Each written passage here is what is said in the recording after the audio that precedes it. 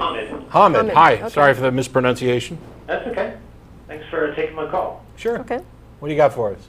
Well, I wanted to get your opinion on something. I've heard a lot from atheists that, unlike people of belief, people of religion who have a certain thing that they believe in, whether it's God or other tenets of faith, the atheist often says, well, I actually don't have anything to believe in because there's no good evidence, I have my doubts, so I don't have to really offer any substantiation or evidence for my point of view. Okay. And so I've heard this a lot, that the onus or the burden of proof Oh, okay. is always on Yes. the believer. Yeah. Yeah, the way you phrased it is kind of one of those things that we hear quite often where atheists have nothing to believe in. That's not true. Atheists believe in all sorts of things. I believe in probably most of the things that you believe in, with the exception of God. What you're talking about is on the subject of belief in gods, do atheists have some burden of proof? Right. Yeah, the answer is no. And that's because atheism and theism aren't positions God exists, or theism isn't God exists and atheism isn't no God exists. They are both positions on the proposition that a God exists, and theists accept that proposition as true, and atheists reject that proposition as true. It is a complete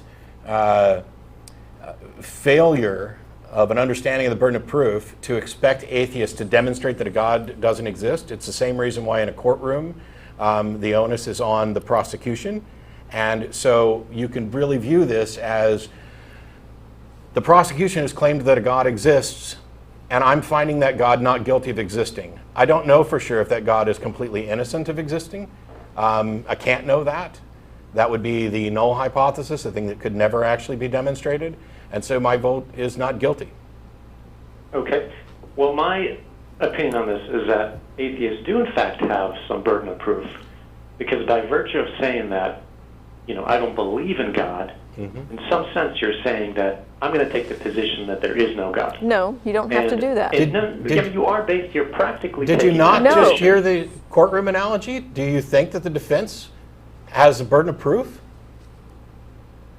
Well, no, the way the legal system is set up is that you are innocent until proven guilty. Right, and the Right. way we evaluate existential claims is that nothing exists until it's demonstrated to exist.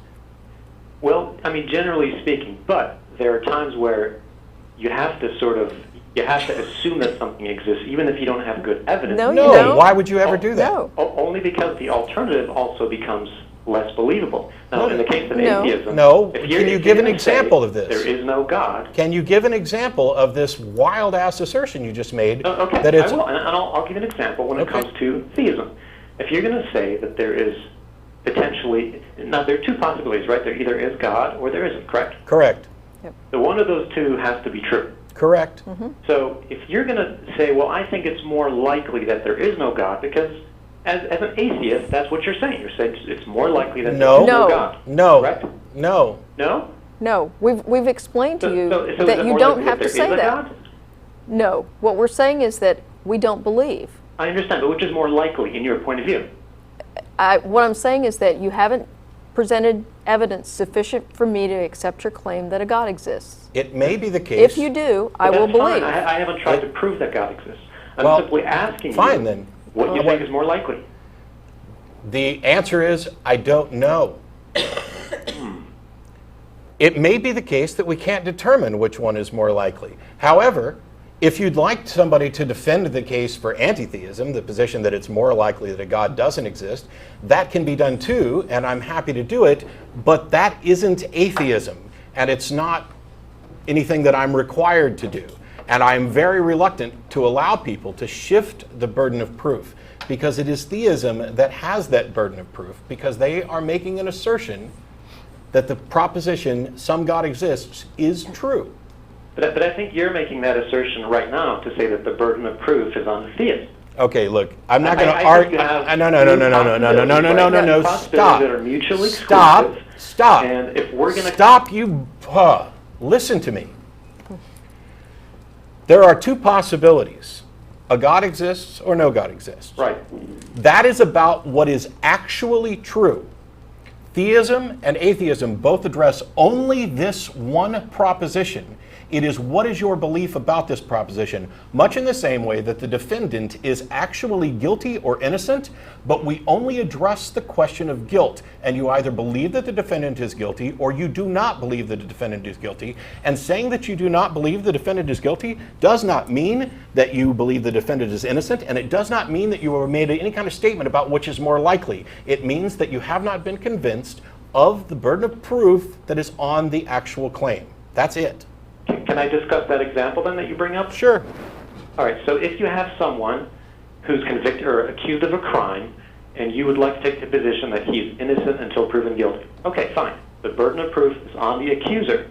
And if at the end of the day there isn't strong evidence that the person committed the crime, then you have to take the position, the opposite position, that the person is innocent. No. No, you don't. No. That's how it works. Whether No, it's that is not. not how it whether works. you're 100% sure or not, Look, doesn't matter. no, No, that is it's not how it works. Innocent. No, our courts are not set up to evaluate whether someone is innocent or not. We only evaluate whether someone is guilty or not. Okay, fine. someone Let's is- say, look, fine. if I'll someone change is- my language. Let's just say you take the position that they're not guilty. Right. There you Okay, go. so, but That's it. practically speaking, did the person commit the crime or not? We don't know. We don't know. And so which is more likely? We don't know. We don't know. You The- have no idea? the verdict, no. Well, first of all, you're talking about an abstract case, so obviously I have no idea.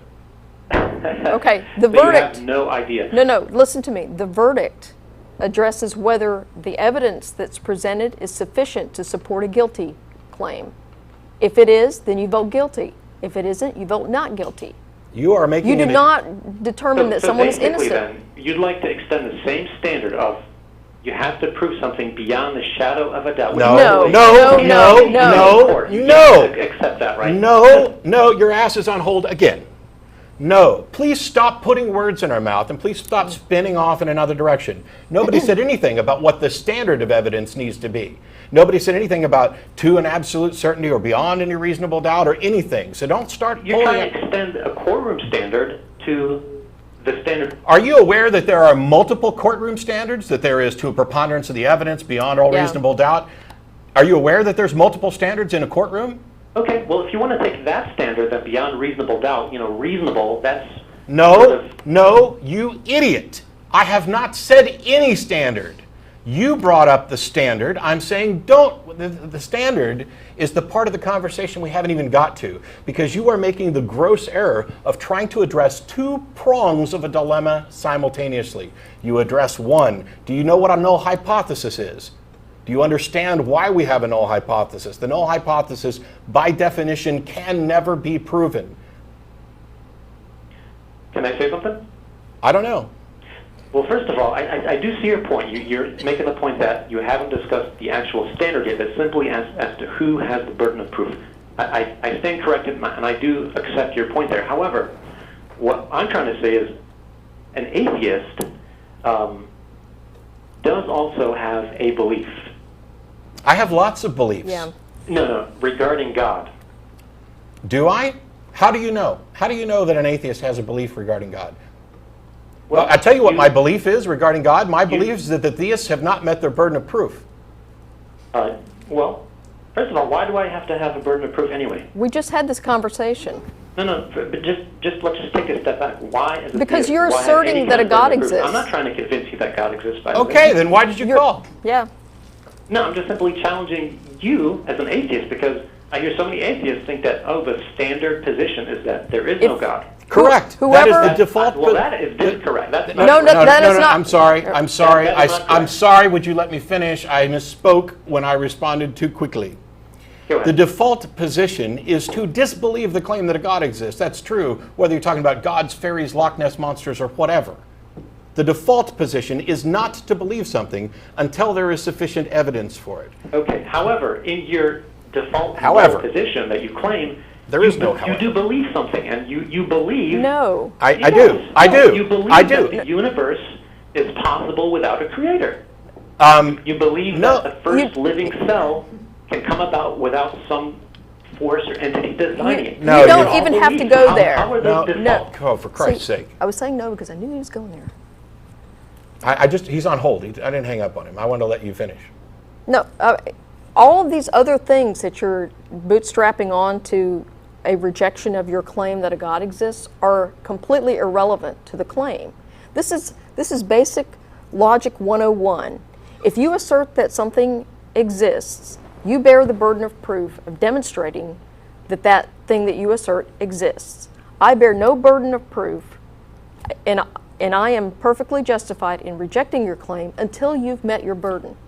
The stuff that you're trying to attach to this is roughly like saying, oh, well, if you vote not guilty on the defendant, then you actually believe that it's possible that somebody else committed the crime. Well, yeah, I guess so. True. But that's not anything that I have to demonstrate is actually true, because that you're attempting by 5 different methods here to shift the burden of proof away. I'm not saying you have to demonstrate that someone else is guilty, but you have to, at the very least, have to acknowledge that by saying this person is not guilty, then chances are, or it's possible, that someone else is guilty. So when you say that, I don't know if God exists, I'm gonna assume he doesn't, or act like or live my life as if he doesn't, then you're opening up all these other possibilities that also are unsupported and are not default positions. It doesn't matter to the question of whether or not a God exists. That is just another way of attempting to shift the burden of proof. But, as I said, if you want a defense of the anti-theistic position, I'd point out that there have been thousands and thousands and thousands of gods that people have posited, and pretty much everybody rejects all of them except for the one that they cling to. Now, did they have to go around demonstrating that all these other gods were false? No. No, did they have to demonstrate other gods or multiple gods? They often believe for the standard reasons that people have a certain religion. Yeah, they don't understand the burden of proof. They don't understand the nature of evidence. They don't understand. I totally agree with you. Okay. But that doesn't mean that you can't distinguish between the different gods and give supporting arguments for one conception over another. Sure, and there's been lots of arguments for the various different gods posited, and they and none of them all weak except for the belief in a transcendent monotheistic God. I think everything else fails. And I think that one fails as well. Yeah. Would you like to defend that transcendent monotheistic God, or are you just in the business of trying to shirk off the burden of proof? No, I don't shirk off anything. I'll give you my evidence, and basically it's 2 major arguments. One is the argument from design, and one is the cosmological argument. Mm-hmm.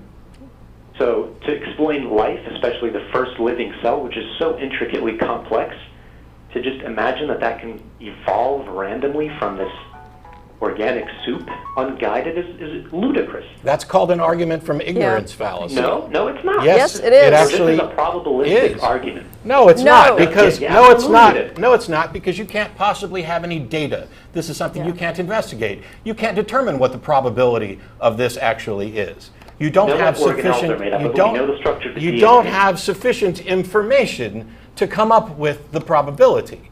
All you're doing is saying that when I look at all of this, it just seems so improbable without a God. But the God is a magic panacea. Of course it can be used as an explanation for anything. It is used as a cover for ignorance. It is, we don't know how this happened, so I'm going to stick a God in here, and it makes everything work. No, it's not. Yes, it absolutely does, because you can also stick in magic does it. And you end up with the exact... No. It's totally different. It's like a forensic pathologist looking at a deceased person. No, it's not, because a forensic pathologist has other information. You have exactly one universe, and you cannot go back in time.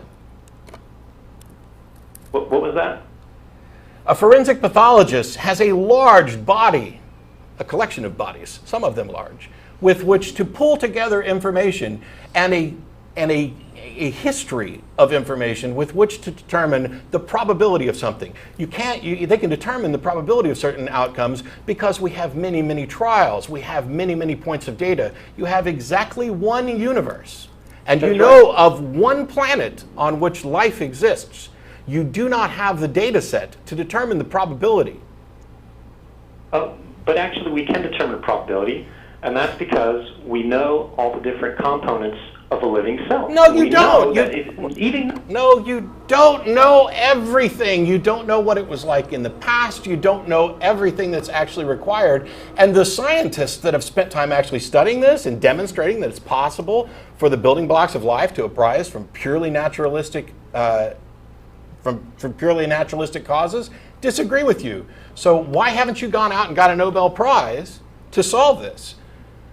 You know for a fact, and I do, that the most brilliant scientific minds these days cannot, in a laboratory, put together a cell from the known building blocks. You cannot synthesize a cell. How does that happen? Which is absolutely irrelevant, because that's not how cells arise. Our inability to reproduce something has no bearing on the discussion at all. That's like, and plus you're doing it as if we are now at the pinnacle of scientific knowledge.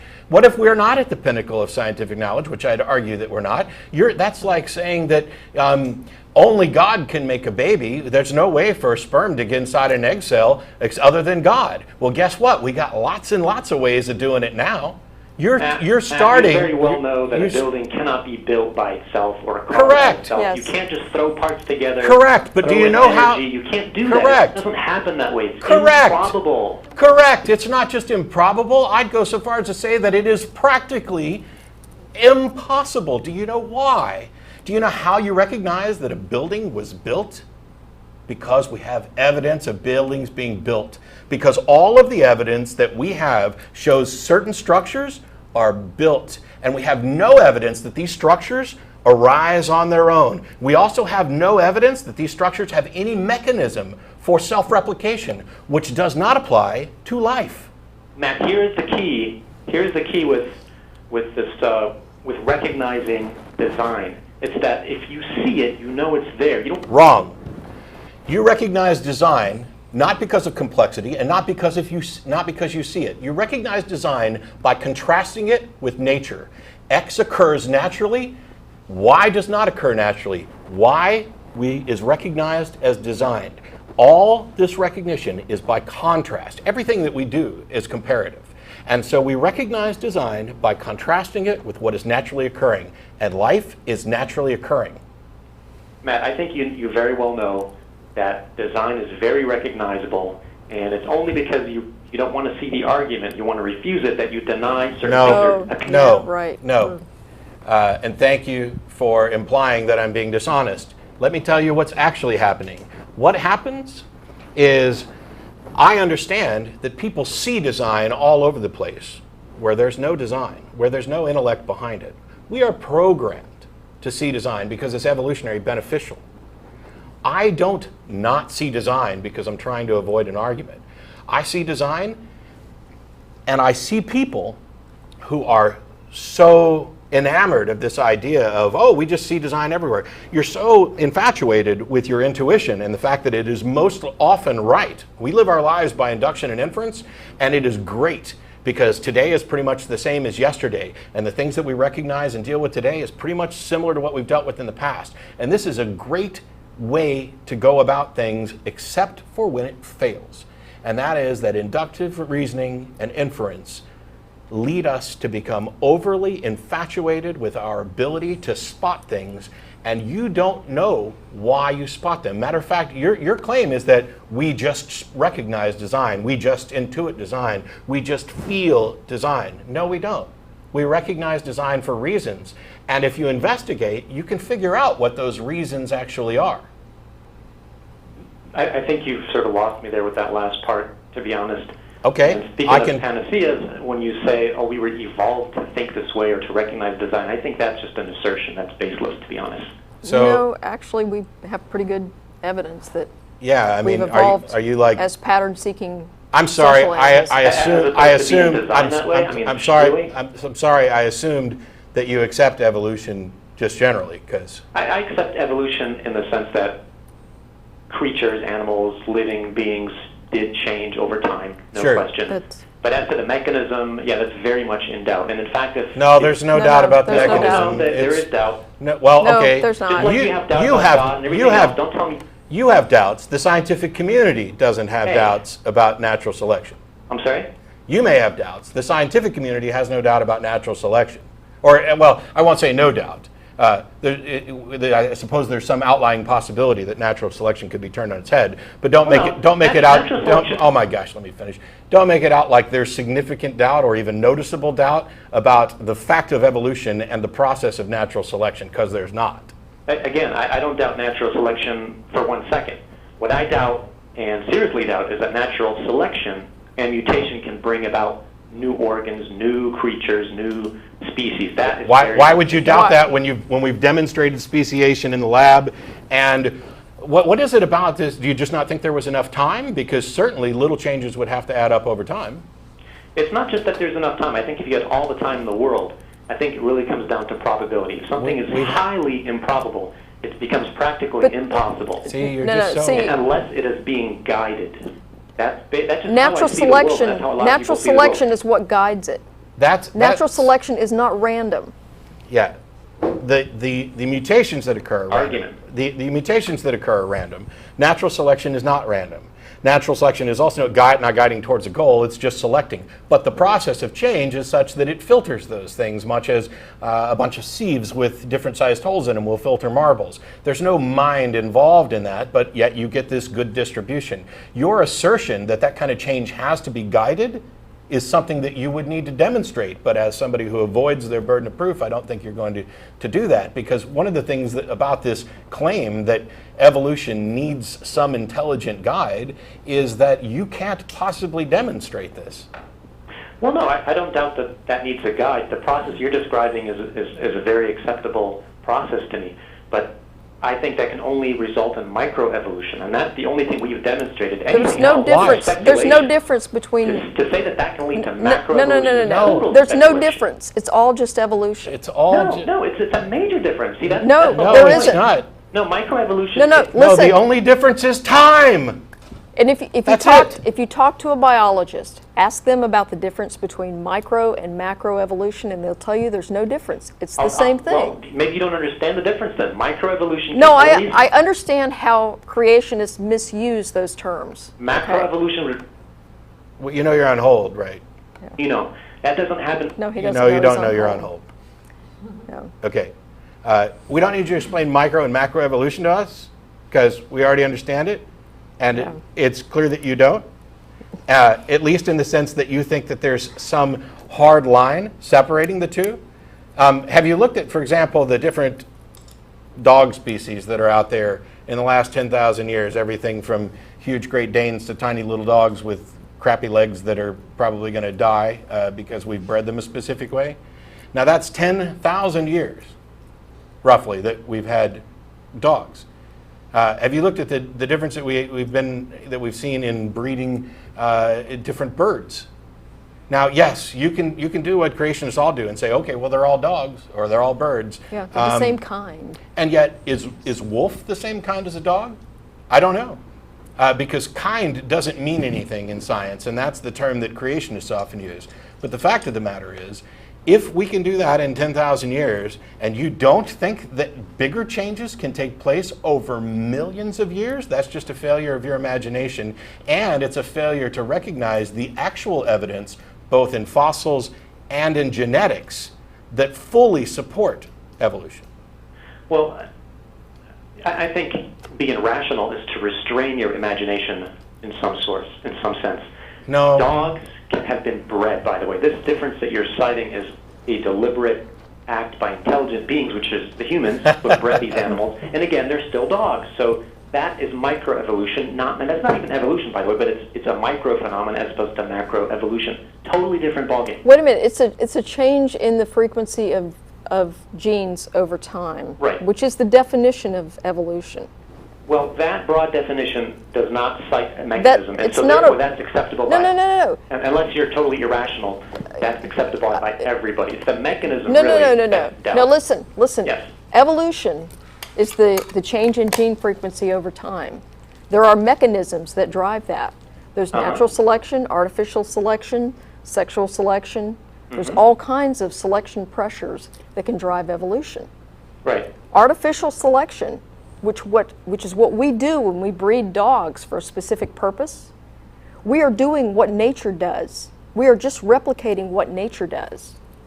No, nature doesn't have any foresight. It doesn't say, well, we need dogs that Correct. are stronger exactly. or bigger So or you longer. do understand So it doesn't do that. evolution is an unguided process. Right. What happens is what selection pressures dictate. Okay, well, if you're saying it's unguided, I'm saying that there's no way it can explain the speciation And we yet have it today. does. And yet it does. You're asserting it does. That's No, no, what I'm questioning. I'm there's- saying if this Listen, happened, listen then to you me. say No, no, no. Listen to me. Your assertion is that it can't, and you need to actually demonstrate that. Demonstrate that it Believe in the can't. power to guide. Not all only right. that, but that evolution happened and that it continues to Oh, he happen accepts is a that. fact. I'm That's a saying fact. that your assertion that evolution can't explain this is one that you need to demonstrate. Yeah, that can be demonstrated with probability. So because- where's your Nobel Prize then? Where's my Nobel Prize? Yeah. Yeah, because you would, Well, maybe you would I'll find out absolutely win a Nobel Prize if you overturn evolution. Yeah, and By so the would, way, that's never going to be a criteria for knowing what is a true belief or correct Right. position as to who gets Nobel Prize, especially if Well, the no, but- scientific community is already bent on this evolutionary concept. You know why? and now Yes. you're done. No, you're done. If you're going to start asserting that there's some kind of grand conspiracy, then you No, are. it's not a conspiracy. No, that's not at all what I'm saying. But That is exactly there are what you're certain saying when you institutions- imply that the scientific community is bent on something, so nobody with that opposing view is going to be taken seriously. They'll be taken seriously just as soon as there's evidence, and you need to ask yourself, why has nobody been able to produce this evidence? This is the Nobel Prize is just a little snark comment. The fact of the matter is that the intelligent design community, as they like to call themselves, has presented us bupkis. They have not been able to demonstrate anything. They've even gone out and set up their own journals so that they can start claiming that they have peer-reviewed journals, but journals are only as good as the peers. Look, man, it's easy to blackball people and block them out, and see, this and is there not you to go. say that there's a conspiracy. go. That's just That's too, exactly what That's you're exactly saying. what too you're fantastic saying. of a statement. No, but you have ingrained institutions, and that's just the way things work. If Yes, you're going to the be an scientific outsider, method you're is not going to get ingrained funding, in you're not going higher to get promoted. That's education. just how it works. So nobody Look, seriously if is going to you- promote these. If you think for a second that somebody with a testable hypothesis to overturn evolution would not immediately become incredibly well-funded, and the religious groups alone, the Templeton Foundation, Yeah. would pay millions for that. I know that the independent funding, though, that's not what a lot of academics want. They want validation through the academic community. It's just a different You world. think you wouldn't get validation if you overturned evolution? If you actually provided actual evidence and data that overturned the model for any discipline of science, I mean, Listen, by the way, nobody's going to be in a hurry to overturn evolution from a scientific standpoint, because it does happen to be practically the only naturalistic explanation for the universe, or at least life on Earth, and that is valuable for science. I think that's fine to have theories like that, but as a rational being, I'm just not going to accept whatever the scientific community forces upon me. If I don't believe it, it's No one's not forcing it believable. on you. no one's forcing it on you. And Well, no, but they like to teach it like it's dogma. You've claimed that it's It a fact is- already on your show. evolution It's not is a fact. evolution is a fact. Yeah. Evolution Well, okay, if it's evolution is a fact. Things change. evolution, they're implying Wow. a mechanism that is naturalistic, unguided. That's the problem. That's what I Yes, disagree with. because Okay. there's no And evidence. now that you of any disagree with other it, force come up with some guiding it. evidence that it's wrong. That's the way things work. You realize that. Well, no, I mean, it's the same reason people conclude that someone was murdered. You say, well, what is the probability of this person dying naturally? When you find that the No, probability that's is not how so we- low, you conclude that they must have been murdered. That's No, that's no, not how no, you no, determine no. someone's Have been you like murdered. never watched CSI or anything? What little pocket of the universe are you in where you think that we just look and say, oh, well, you know, it doesn't look like they could have died by natural causes, so somebody must have murdered them. No, that's not how we actually go about it. Themselves? We You don't need actually, to- I don't oh, need for to- Christ's sake, you're done. Bye. Thank you for ending that. No, we don't actually just say, well, we can't figure out how they could have died of natural causes, so looks like it's a murder. Yeah. Da, da, da. Oh, where's my glasses? Yeah. Looks like he's done evolving. Pow! CSI. Okay, so Holy cow. monstrously long call on Yeah. evolution, and managing to get most of it wrong, and all of it having nothing to do with, well, actually, from his point of view, it does have something to do with it, because if you're an atheist, then you believe that it's possible that there's a universe and a wealth of diverse creatures without guidance. I don't have any problem with saying that I not only think it's possible, I think that that's probably the best explanation. We never really got around to defending the anti-theistic position, which, you know, if you want to call back and pay attention, I'd be happy to actually do that, because I think it's kind of straightforward. Yeah. Well, and one aspect of the anti-theist position is if you take what it says in Genesis, for example, about the order of creation, and you compare it to what we know about evolution. Hey, they got that wrong. They got that totally wrong. Yeah. And there's actual evidence to back up the evolution side of it. So, yeah, it's really difficult. By the way, we're out of time. They put up the list of people who actually make the show happen. The rest of us just show up and talk. But we'll see you next week. I won't be here. I'll be in Denver for a convention. And maybe we'll talk more about anti-theism the next time I'm back on. Bye-bye. That'd be good.